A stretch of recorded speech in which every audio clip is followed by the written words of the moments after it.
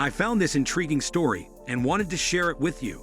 It features a creature from the real world who causes a whole lot of trouble. However, it is actually quite loved by locals and not viewed as a pest at all. In fact, its human neighbors are striving to protect it. Can you guess the answer before I reveal it? I won't be surprised if you can't. So as I reveal the clues, if you think you figured it out, quickly comment what animal and what timestamp in the video it is. The setting for our story is a watermelon farm on the French overseas department of Guadeloupe in the Caribbean. Guadeloupe is an archipelago made up of about a dozen islands. The farm on one of the larger islands covers about 60 acres of land with hundreds of huge 22 to 25-pound watermelons. In addition to watermelons, this farm also grows tomatoes, sweet peppers, and pumpkins. But watermelons are their main crop, and also the main target of our mystery animal felon. For the past 15 years, this farm has been under attack by this unrelenting beast. The farmers, Sully and Lois, would come down to their watermelon fields in the morning, only to find their biggest, ripest watermelons deflated like punctured footballs. Upon examination, they would find a golf ball-sized hole bored into the side of the fruit crop, measuring about 2 inches in diameter. These sneaky thieves had found the best watermelons, bored a hole in them, and scooped out the inverts to stuff into their greedy faces. The watermelon field would be littered with hollowed-out gourds, meaning that the farmers regularly lose about a third of their entire watermelon crop. This cost them thousands of dollars in revenue. What kind of creature decimates a watermelon field, and how can they be stopped? You may be able to figure it out from this clue. Logically, the farmers decided to fight back, and they mounted a valiant defense of their watermelon fields. The first thing they did was try to put up an electric fence around the field. This was designed to give the not-so-little critters a shock and keep them away from their crops. Unfortunately, they did not yet know just how determined and inventive these creatures are. The beasts learned to put branches across the electric fence, making a kind of bridge so they could just walk into the field and resume their plunder. Yeah, that's right. Those clever and devious feeds made a bridge. The farmers then tried guarding their field at night, chasing the creatures, blasting loud music at them, even throwing rocks at them. But the couple couldn't stay out in the field all night long each and every night. So the creatures just waited for them to go to bed before taking their late-night meal. Big metal trap wire cages were the next step. The farmers put these traps out in the fields to catch their annoying wild interlopers.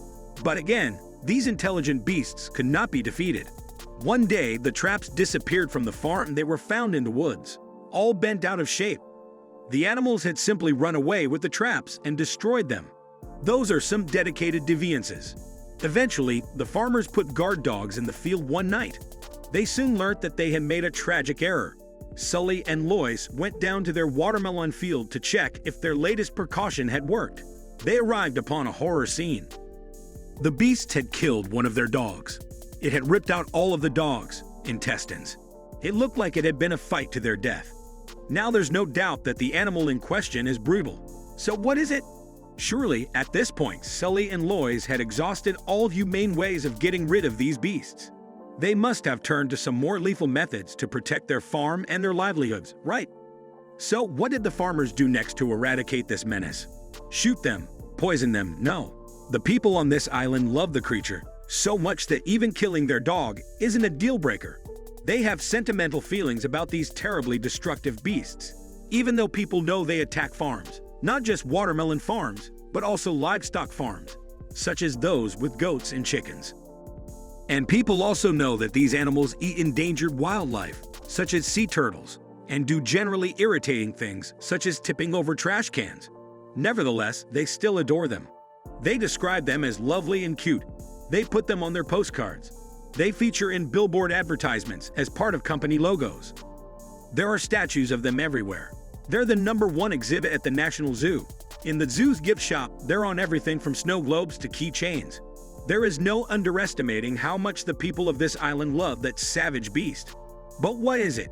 Can you guess? Head over to the comments section now and tell us which animal you think it is. Did you get it? It's a raccoon. That's right. That's widely adaptive omnivore that looks like it's actually wearing a robber's mask, and the people of Guadeloupe are raccoon crazy. But how did this come to pass? Why did the people of Guadeloupe love the raccoons so much? It all goes back to 1911. and the discovery of a dead raccoon to the National History Museum in Washington, D.C. The scientists who opened the box and examined the Guadalupe raccoon remains inside it decided that the specimen was distinctly smaller than the regular kind of raccoon found in North America. So he declared the Guadalupan raccoon to be a distinct species found only in Guadeloupe. No one really paid any attention to this finding until the rise of conservation in the 1980s. Guadeloupe raccoons were potentially endangered, and the French government in charge of administering the island decided to legislate for the species protection in 1989. After that, the raccoon became the symbol of Guadeloupe's first national park and the symbol of protected species, a bit like the panda for the Worldwide Fund for Nature. Over time, the raccoon became a symbol of Guadeloupe itself, taking a similar role to the eagle in the US. The eagle, Jefferson preferred a turkey. Anyways, the Guadeloupe's raccoon didn't have much competition for this role though, as there aren't really any other animals except bats that are native to the island. The raccoon has also been a way for Guadeloupe to distinguish itself from France. There is sometimes tension on the islands between the police, who are mainly white and French, and the rest of the Guadeloupe people. Sometimes locals take raccoons as pets, and the police have to liberate the animals, as the law prohibits killing or transporting raccoons or having them as pets. People grow so attached to their pet raccoons that when the police take the raccoons away, it's as if they're hauling off a member of the family. However, the Guadeloupan raccoon's protected status did not last forever. A few years ago, scientist Christopher Helgen at the Smithsonian re-examined the original Guadeloupan raccoon specimen sent to the US in 1911. This specimen, like when new species are discovered, is preserved in a secure location as a sample of the species. He determined that the specimen was that of a juvenile rather than an adult, and there was in fact nothing special about its size. A DNA comparison between a Guadeloupe raccoon and a standard North American raccoon revealed no differences. They are in fact the same species. This means that the Guadeloupan raccoon is not an endangered species at all. It also means that it did not evolve in Guadeloupe over millions of years, but probably arrived about 200 years ago, probably by boat.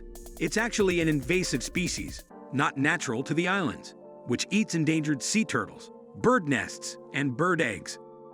What was their reaction when the people of Guadeloupe discovered that their beloved national icon, their mascot, their clever but vicious neighbor, was actually a recent interloper? Well, the news hasn't really filtered through.